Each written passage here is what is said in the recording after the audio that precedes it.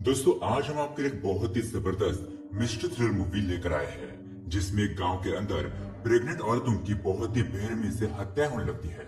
उस गांव में पैरानॉर्मल घटनाएं भी बढ़ जाती है और एक अनजान एंटिटी ये सब कुछ कर रही थी। अब ऐसे में कपूर उस गांव में आता है और उसकी पत्नी भी प्रेग्नेंट होती है। तो दोस्तों वो अननोन एंटिटी कौन है और प्रेग्नेंट महिलाओं को ही क्यों मार रही है और क्या गांव में आया हुआ कपल अपने बच्चे की जान बचा पाएगा, यही देखेंगे हम आज की मिस्टीरियस कहानी में जिसका नाम है रंगी तिरंगा।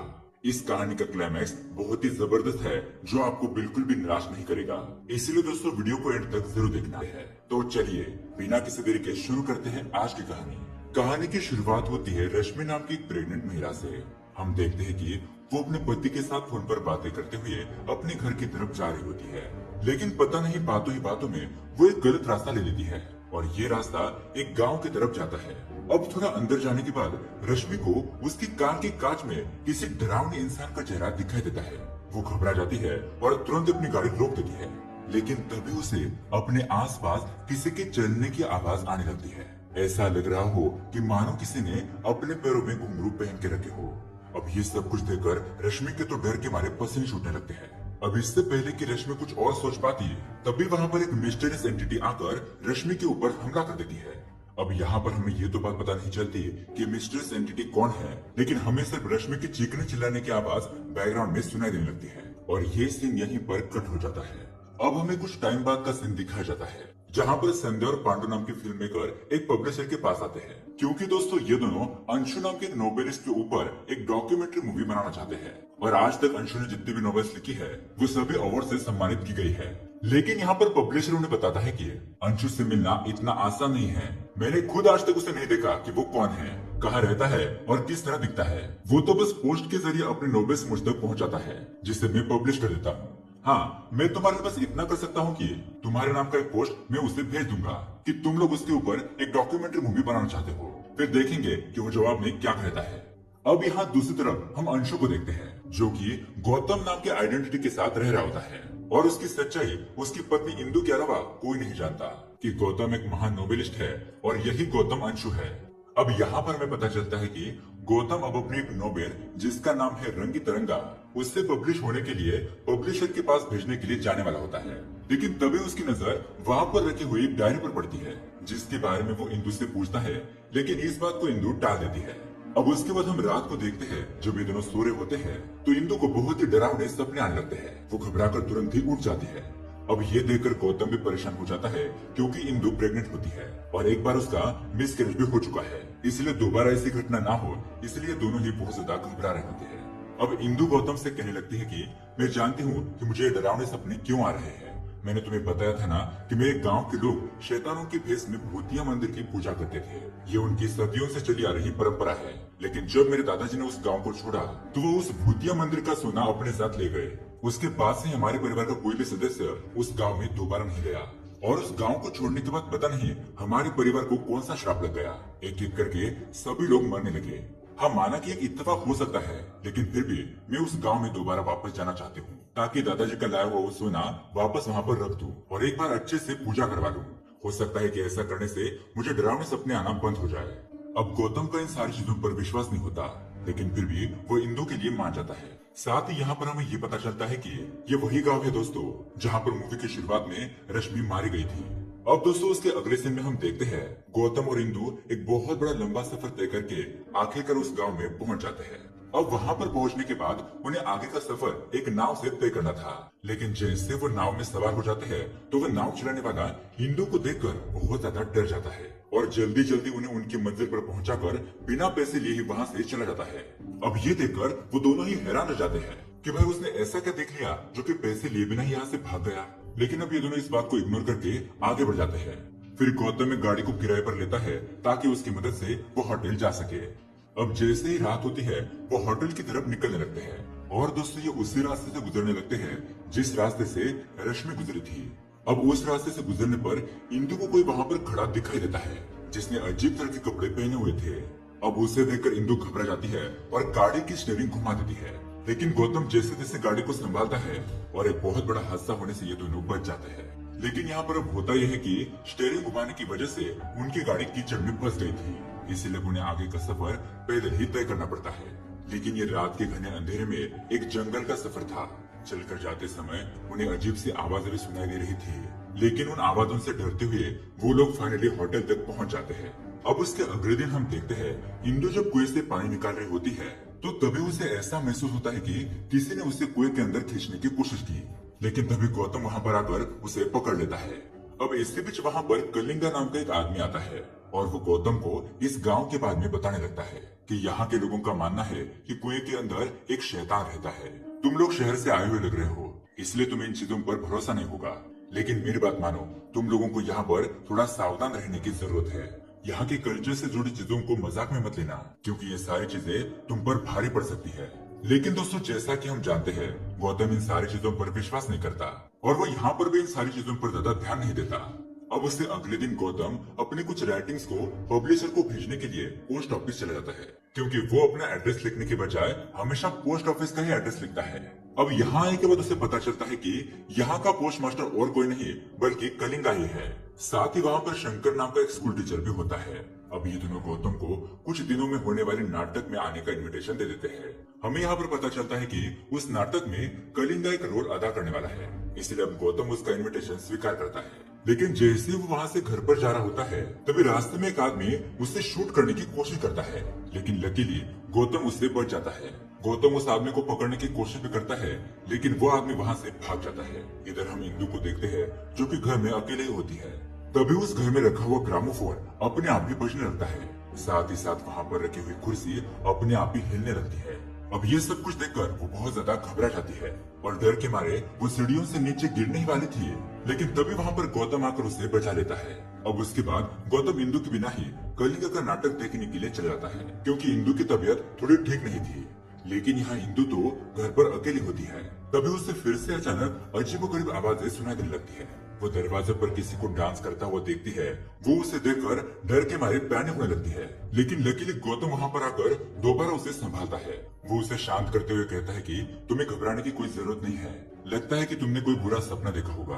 अब वो इंदु की सिचुएशन देखकर डॉक्टर को बुलाने के लिए चला जाता है, लेकिन उसके जाते ही घर पर वही मिस्टीरियस एंटिटी आ जाती है और वो इंदु के ऊपर हमला कर देती है। अब उसके अगले सीन में हम गौतम को पुलिस स्टेशन में देखते हैं, क्योंकि यहाँ पर वो इंदु की मिसिंग कंप्लेंट लिखवाने के लिए आया होता है। क्योंकि दोस्तों, उस मिस्टीरियस एंटिटी के हमले के बाद इंदु कहीं लापता हो गई है।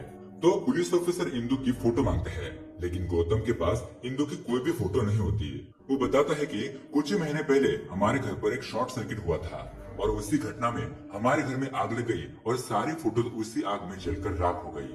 लेकिन अब ये सुनने के बाद उल्टा वो पुलिस वाला गौतम के ऊपर ही शक करने लगता है, कहीं इसी ने अपनी पत्नी को गायब तो नहीं कर दिया और यहाँ पर आकर नाटक कर रहा है। इसलिए वो पुलिस वाला उन सभी लोगों से पूछताछ करने के लिए जाता है जिन्होंने गौतम और इंदु को देखा था, ताकि उन दोनों के बीच रिश्ता कैसा है इसके बारे में पता चल सके। लेकिन दोस्तों, यहाँ पर एक शॉकिंग बात पता चलती है। सभी लोग कहने लगते हैं कि हमने इंदु को नहीं देखा, हमने तो सिर्फ गौतम को यहाँ पर देखा है। और ये सुनकर पुलिस भी हैरान हो जाती है। उसके बाद पुलिस वाला गौतम से कहता है कि मैंने इंदु के बारे में जानकारी निकाली, जिससे मुझे पता चला है कि इंदु 6 साल पहले ही मर चुकी है और जो तुम्हारे साथ थी वो बस तुम्हारा वहम था। जिस पर गौतम कहने लगता है कि सर, आप ऐसा कैसे कह सकते हैं? माना कि 6 साल पहले हमारा एक्सीडेंट हुआ था, लेकिन उसमें इंदु बच गई थी। उस एक्सीडेंट में मेरे सर पर गहरी चोट लगने की वजह से मेरी याददाश्त चली गई थी, लेकिन मेरी याददाश्त इतनी भी कमजोर नहीं हुई है कि कल तक मेरे साथ रहने वाली मेरी पत्नी, मैं उसे 6 साल पहले मरा हुआ मान लूं और 6 साल से मैं जिसके साथ रह रहा था वो मेरा वहम है। ऐसा हो ही नहीं सकता।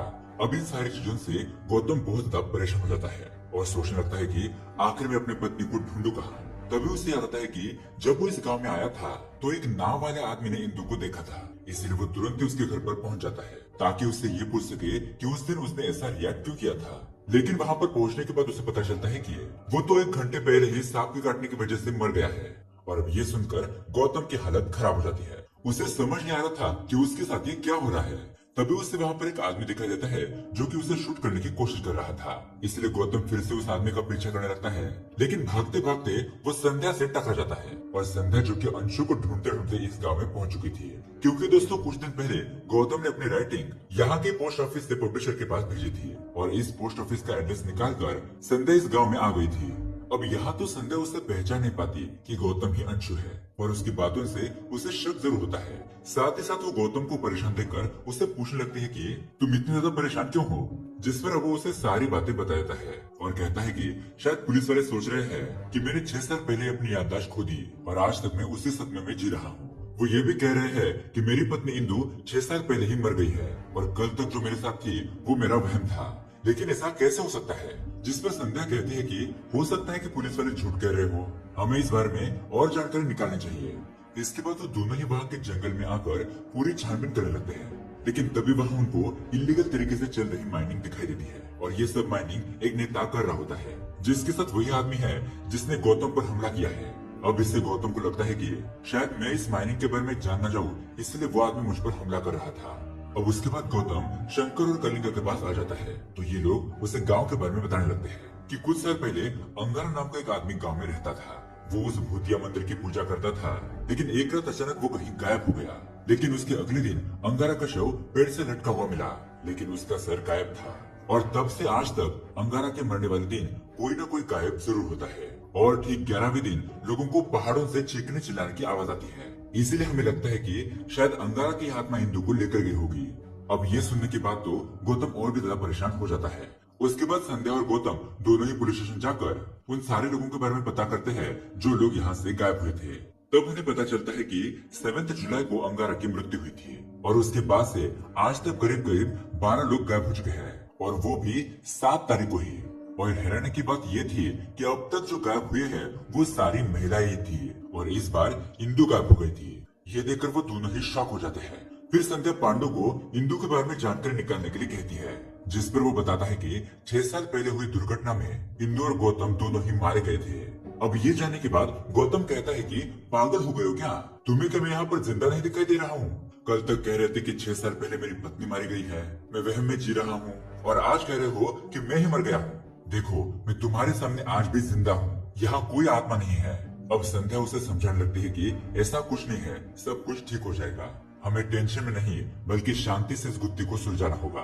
तभी गौतम को याद आता है कि उसने घर में हरनी नाम की एक लड़की की डायरी देखी थी, जिसे पढ़ने से पहले ही इंदु ने बात घुमा दी थी, इसलिए उस टाइम वो उस किताब को पढ़ नहीं पाया था। लेकिन अब वो संध्या के साथ इस डायरी को पढ़ने लगता है, जिसके बाद दोस्तों ये मूवी 6 साल पहले फ्लैशबैक में चली जाती है। यहाँ पर हम इंदु को देखते हैं, लेकिन दोस्तों यहाँ पर उसका असली नाम हरणी था और वो अपने जिस दोस्त की शादी में आई होती है उसका नाम होता है इंदु, जिसकी गौतम नाम के एक आदमी के साथ शादी हो रही थी।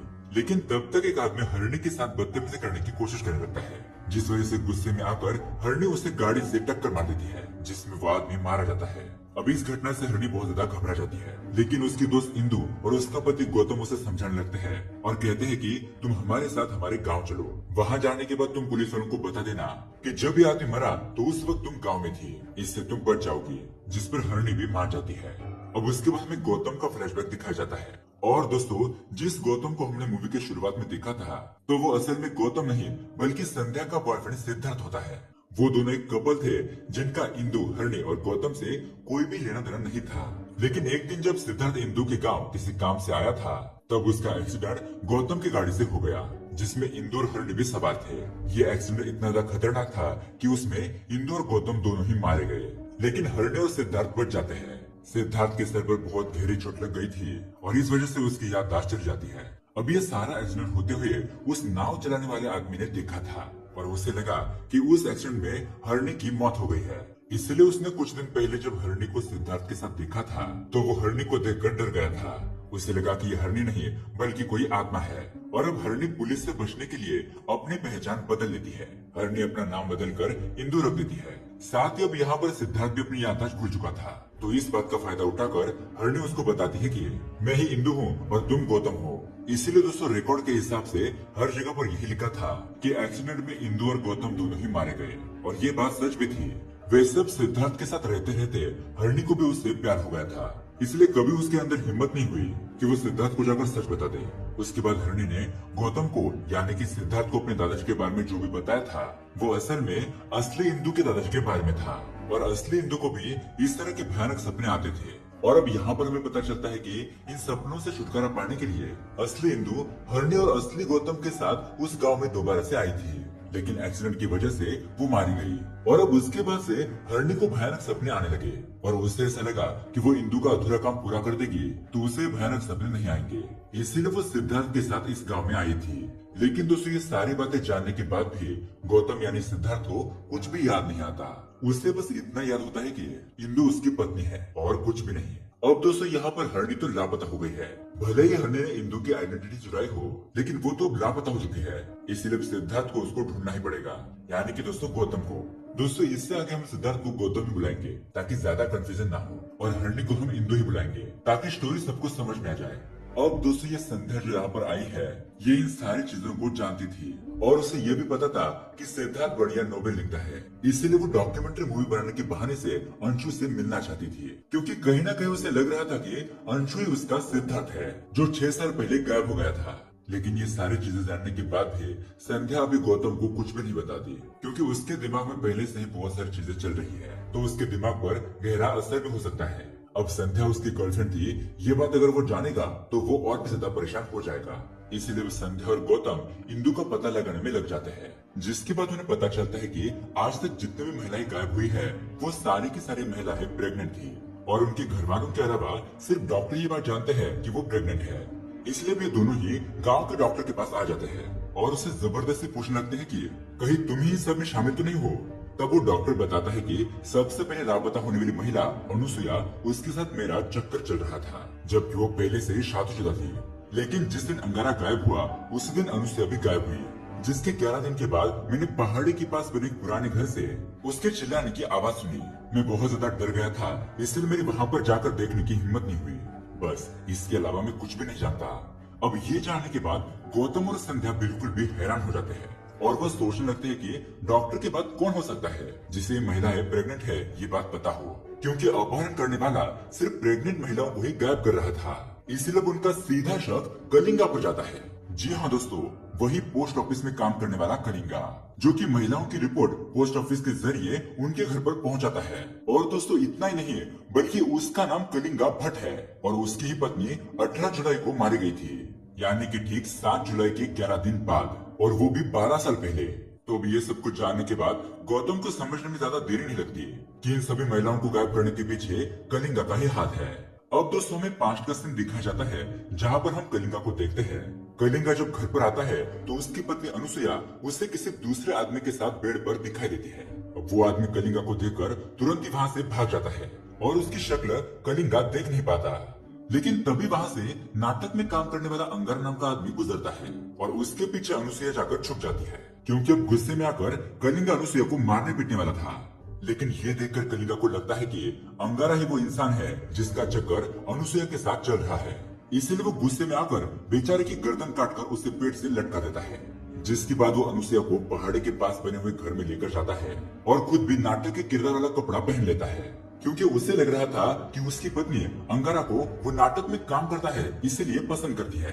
अब वहाँ पर उसे 11 दिन कैद करके रखने के बाद जब अंशुया वहाँ से भागने की कोशिश करती है तो कलिंगा उसकी जान ले लेता है। अब इस घटना के बाद ये तो उसका रूटीन बन जाता है। हर साल आज के ही दिन वो नाटक वाले कपड़े पहनकर प्रेग्नेंट महिलाओं को मारने के लिए निकलता है, क्योंकि अनुसुया भी मरने के टाइम पर प्रेग्नेंट थी। और दोस्तों, अब हमें यहाँ पर पता चलता है कि वो मिस्टीरियस एंटिटी कलिंगा ही होता है, जिसने कुछ साल पहले रश्मि की भी जान ली थी। और दोस्तों, कलिंगा के पत्नी का चक्कर डॉक्टर के साथ चल रहा था, लेकिन मिसअंडरस्टैंडिंग के कारण बेचारा अंगारा मारा गया।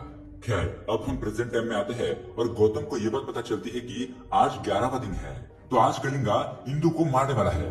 इसलिए वो तुरंत ही पहाड़ी के पास बने हुए घर में आ जाता है, जहाँ पर कलिंगा ने इंदु को पकड़ कर रखा होता है। और जैसे वो उसकी जान लेने वाला था तो गौतम वहाँ पर आकर उसे बचा लेता है। अब गौतम और कलिंगा के बीच बहुत ही जबरदस्त फाइटिंग होती है, लेकिन आखिरकार कलिंगा इस फाइटिंग में मारा जाता है। अब दोस्तों, उसके बाद कहानी के एंड में हम देखते हैं इंदु ने एक बच्चे को जन्म दिया होता है और इस वजह से गौतम और वो बहुत ज्यादा खुश होते हैं और उनकी खुशी देखकर संध्या अपने प्यार को कुर्बान कर देती है। जाते वक्त वो गौतम से कहती है कि तुम्हारा प्रेजेंट बहुत ही प्यारा है, इसलिए तुम कभी पास्ट को जानने की कोशिश मत करना। इतना कहकर बेचारी रोते रोते वहाँ से चली जाती है। और दोस्तों, इसी फुल ऑफ इमोशन के साथ ये कहानी यहीं पर एंड हो जाती है। तो दोस्तों, ये कहानी आपको कैसी लगी हमें कमेंट करके जरूर बताइएगा। साथ ही आप अगली मूवी कौन सी देखना चाहते हैं उसका नाम भी कमेंट जरूर कीजिए। मिलते हैं अगली वीडियो में। Thanks for watching.